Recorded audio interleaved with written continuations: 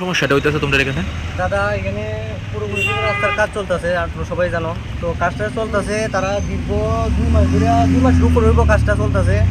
তারা আমি প্রত্যেকদিন কই দাদা কাজটা কমপ্লিট করে দেবো, কাজটা কমপ্লিট করে দেবো। আমরা 2-3টা দোকানের লেগে আপনারা কাজটা আটকে রেখে দিছো।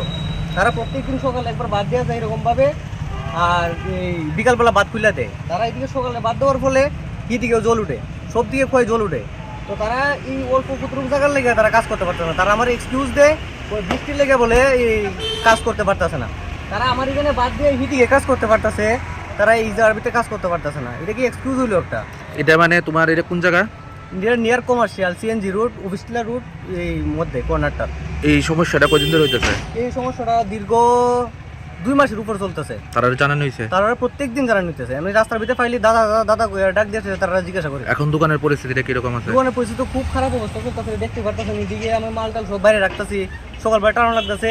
তারা বাকি যারা দোকানদার আছে তারা এখানে রাস্তার কিনারে বই, একজন বই এইখানে তারা তো খুব সমস্যা আছে। তো তারা যদি এটা না দেখে তাহলে কেমনে? এই 2-3টা দোকানের লেগে তারা কাজটা আটকে রাখছে। নামটা কি? দাদা আমার নাম সুশান্ত নাথ। কি এর দোকান? পান দোকান ভ্যারাইটিস।